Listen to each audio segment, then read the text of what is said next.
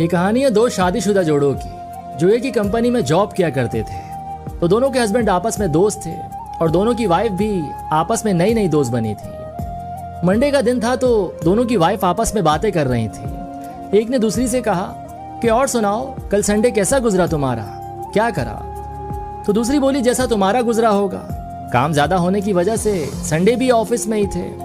घर आए, जल्दी से नहाए, 3 मिनट में खाना खाया और आते ही सो गए। तो पहली बोली वो तो मेरे हस्बैंड भी ऑफिस में थे तुम्हारे हस्बैंड के साथ, लेकिन मेरा दिन बहुत जबरदस्त गुजरा। ये घर आए तो मुझे खाने के लिए बाहर ले गए। खाने के बाद हमने लंबी वॉक की। जब हम घर आए तो हमने सारे घर को कैंडल से रोशन किया। बहुत मजा आया।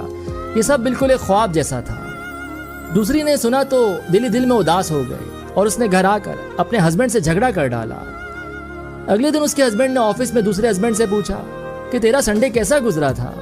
तो उसने उसकी बात को काट दिया और बोला कि पहले तू अपना बता। तो उसने कहा कि बहुत अच्छा, मैं घर गया तो हमेशा की तरह खाना मेज पर लगा हुआ था, बाल्टी गर्म पानी से भरी हुई थी, नहाकर थोड़ी थकन उतरी और खाना खाया और खाते ही सो गया। चल भाई अब अपना भी बता दे। तो बोला बहुत खुश नसीब है तू, मेरा संडे मेरे लिए बहुत मुश्किल था। मैं घर गया तो खाना भी नहीं पका था क्योंकि मैंने बिजली का बिल अदा नहीं किया था तो घर की बिजली कटी हुई थी। फिर मुझे बीवी को खाने के लिए बाहर ले जाना पड़ा। खाने का बिल इतना ज्यादा बन गया था कि वापस घर आने का किराया तक ना बच सका, तो हमें घंटों पैदल चलकर आना पड़ा।